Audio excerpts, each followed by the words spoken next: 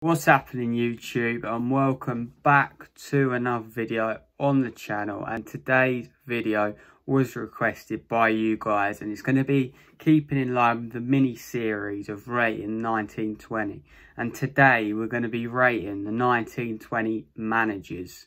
Let's get straight on to it. Some of you may have already seen I've got the new Chelsea shirt on. Very comfortable, very nice, but let's go on to the video. So the first team, we're going to do it 20 to first like yesterday, and the old school A star to D on the manager rating. So the first team is Norwich City, and Norwich City's manager is actually Daniel Farke. He done very well to get them promoted with such a young team, and they play a nice out of the ball style football, which is good to watch. But did it work for him? No, not really. Came bottom for a reason, and that's why he has to have a D, because they played all this out of the ball, but they conceded the most goals by a mile, and that's just not good enough, and that's why they got relegated. And they lack goals in the team, so the style that Daniel Farke implemented did not work in the Premier League, and that is why they finished bottom of the table. 19th place, we had Watford. And Watford, well, let's just talk about their managers. You can't, because they have so many managers. They have more than Chelsea have.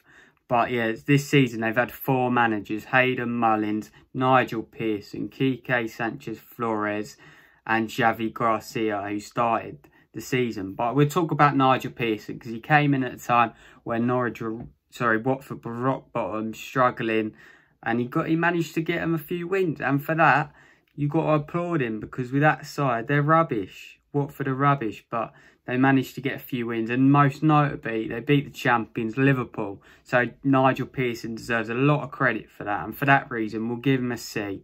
But he did end up getting sacked, because I think he fell out with the owners, and it was too late, and Watford got relegated. But that just shows you've got to keep the same manager. It might not be working, but you can't keep changing.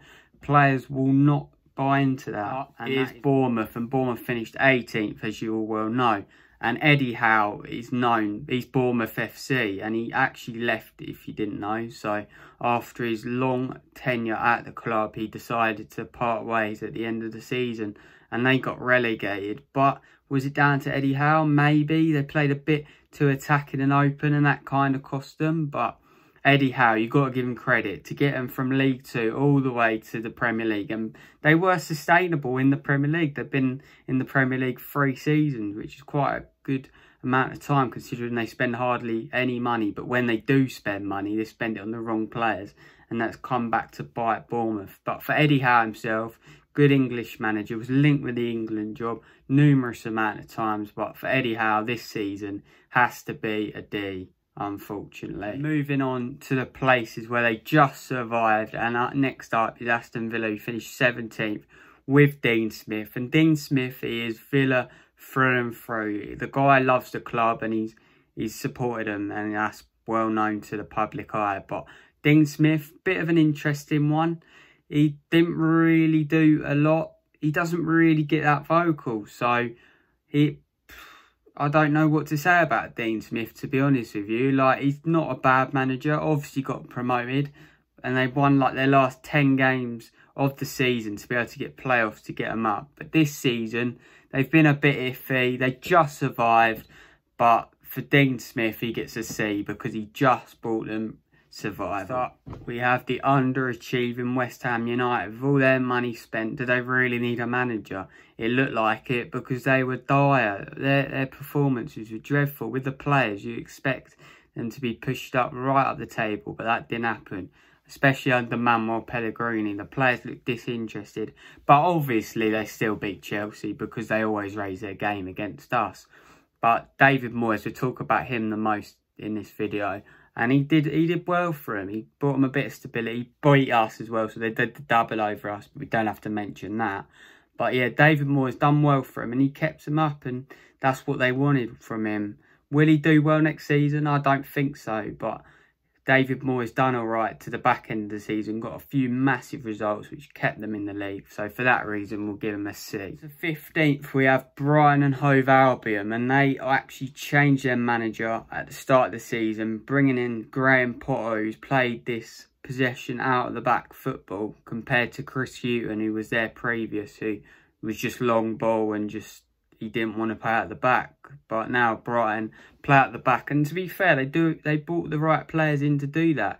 Well, you just look at their captain Lewis Dunk, he's brilliant playing out the back, and that's one of the reasons Chelsea are interested in. But yeah, Graham Potter's settled well. He did what he had to do, keep him in the league, and that's what he has done. But overall, they didn't really do much. They did have a few games, most notably when they beat Arsenal, but for that reason, they just get a C because they done what they had to do. He didn't do anything over the top like some of the managers that we will see in this video. So for that reason, Graham Potter gets a C, but he done all right. 14th and one place above Brighton, we had their rivals, Crystal Palace. And Crystal Palace's manager, Roy Hodgson, is actually, interesting fact, the oldest manager in the league. But did he do well? What did Palace expect? They don't really do much. They have good talent players like Zaha, but when you got Benteke in their team, like I said about yesterday, he's just not good enough. But Palace, they did all right. They actually, at one point, they looked like, after they beat Bournemouth 2-0, they looked like they might get a European place. But I think they lost their last 6 games in a row or something, which just isn't good enough. But they finished 14th. Is what it is. Palace aren't really going to do much. They don't look like they're going to get relegated, but they don't look like they're going to push into Europe. So for that reason, Roy Hodgson gets a C, but he's still going, good old Roy. Moving on, up into 13th position is Newcastle, and Newcastle's manager, Steve Bruce. And I'll give him a round of applause. Steve Bruce has done well good, considering Newcastle spent hardly any money. He was brought in and the fans didn't like that appointment at all, especially after having Benitez, who done very well at the club. But Steve Bruce came in and he's done well. 13th position is good, considering some people did actually have them to get relegated, but they did well. They survived the league, especially under Mike Ashley's reign. They did all right. So Steve Bruce gets the first B of the video, and I feel like he deserves that. Well done, Bruce. All right, so 12th position, and 12th was Everton. And Everton had a few managers, most notably Marco Silva and Carlo Ancelotti. But they also had Duncan Ferguson, who came in and actually beat us, of course. But no, Marco Silva was dreadful. He hasn't done it anywhere. He was okay at Watford, went to Everton, shocking. But Carlo, that's a big appointment for Everton. I feel like another season with Carlo and they could push right up the table. So, but I'll rate Carlo, and I feel like he's done a decent job. Got him up a bit of the table, but nothing to impress. They got battered 4-0 against us. A humiliated day that was for Everton fans. But no, Carlo done all right, so I'll give him a C. But next season, I think they'll do much better and they'll be right up nearly at the European places, especially if they get James Rodriguez over the line, because that could be a vital part of Carlo's team moving forward. But yeah, Ancelotti gets a C for this season. So we have Southampton, who finished in 11th position, and Ralph Hasenhüttl, or whatever you want to call him, he's done a decent little job with Southampton, considering they was tipped to get sacked. The first manager's tipped to be sacked after they got humiliated 9-0 against Leicester. Shocking performance. But ever since that, and with the help of Danny Ings and James Ward-Prowse, who are in the England team, they have done a decent job. Hassel has him set up well in a 4-2-2, which has played into many players' good positions and has helped them move up the table, because they looked doomed after that 9-0 defeat. But yeah, Hassel has done well, and I'll give him a B because, give him credit, he could have easily backed out of the job after that humiliating result, but he stood firm and they've got what they deserve, and they've pushed right up the table with the help of Danny Ings. So next up in the top half of the table is Burnley. They finished 10th with Sean Dyche. They've done a good job. He reminds me similar to Eddie Howe, the way he's brought his team up, and they've been sustainable in the Premier League. Most people tip them to go down because, in fact, they have the worst transfer budget in the league, but they still manage to grind out results. They always get them 1-0 wins. And interesting, Nick Pope, who I want to see at Chelsea, got the most clean sheets alongside Alisson this season, which shows you Dyche has set them up well defensively, and they scored goals with Ashley Barnes, Chris Wood and Jay Rodriguez, just to name a few. But yeah, Dyche has done very well, and I give him a B because with a low transfer budget, like I said, he does a decent job. So Sean Dyche gets a B. In ninth position, we actually have Sheffield United, and their manager Chris Wilder has done a brilliant job for Sheffield United. Coming up from the Championship, everyone doomed them, and I actually put them in the last position because I just didn't think they were going to buy the right players. But he's shown you don't always have to spend money to be a good manager.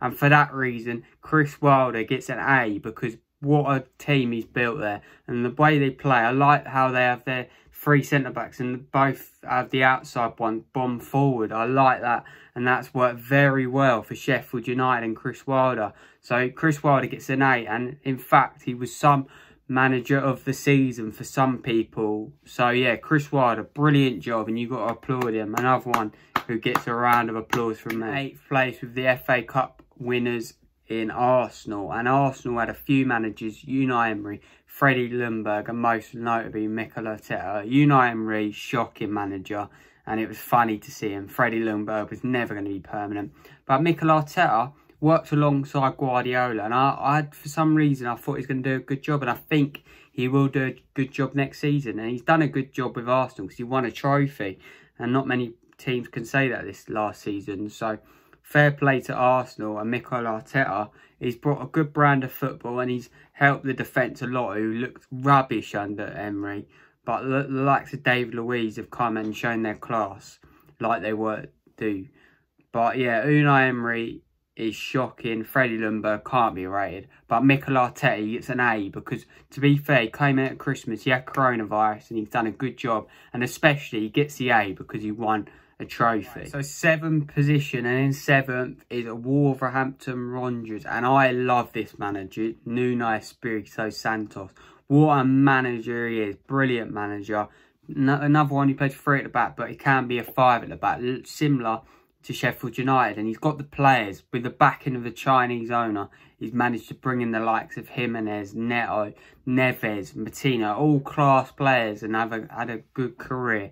And Wolves have made them even better players, and for that reason, Nuno Espirito gets a B. Not an A because he didn't get them Europe, which is what they were aiming for. But yeah, Nuno's done a good job at Wolves, and he's brought them up, and everyone knew they were going to be a decent side. So yeah, Nuno gets a B. Into the European places where Spurs fans will love. 6th position for them after they were 14th when Mauricio Pochettino gets sacked. Bit of credit has to go to Pochettino because he got them to the Champions League final. But Tottenham, they're never going to win a trophy. Bottle jobs, a bunch of them, especially that striker, Harry Kane. What a bottle job he is. But Mourinho came in around November time, and he's proven himself. He got him, like I said, from 14th to 6th, which is a decent achievement. Nothing to like celebrate like they did in the last game of the season, but he done all right with them. And Mourinho, he's got that knack about him, but you got to give him a C because I'm sure Spurs fans won't be settling for Europa League qualifiers. But yeah, Mourinho gets a C, but obviously he's done all right to get them. The last of the Europa League places, and in that place we have Leicester in 5th position and Brendan Rodgers. They look certain to get Champions League football, but their form since the turn of the year has been dreadful, and it was dreadful, and that's what cost them. At one point, they were 14 points clear in the Champions League places, and they managed to bottle it on the final day of the season. But overall, Rodgers has come in and he's done a good job, and he's made Vardy play the way he wants to play, and that's important to the Leicester fans and players, because if you got Vardy on fire, like, they're a completely different team, and he won the Golden Boot, which obviously is a big achievement for himself. But Brendan Rodgers, he gets a B. It would have been an A if he had held on to the Champions League places, but it wasn't to be. But Europa League for Leicester, and they get a B because of it. So into the 1st position, or 4th, is that how you like to look at it. But in 4th we have Chelsea, and they got Champions League football. And Frank Lampard, he's the guy. He's done a very decent job. If you look back on it, he had to deal with a transfer ban. He had to deal with Hazard leaving, and he's managed to get all the youngsters, and it's worked well with the likes of Tammy Abraham coming through and Mason Mount being an essential part of Frank's team. And the main aim was to get top 4. To be fair, I thought we'd finish 6th, But for that reason, Lampard deserves a B. If we won the FA Cup, he would have got an A. But it's a B for Lampard. And I hope I'll be saying he gets an A star this time next season. And controversial one, Man United in 3rd position. You look at it, they were miles outside the top 4 at one point. Like 15 points away from us.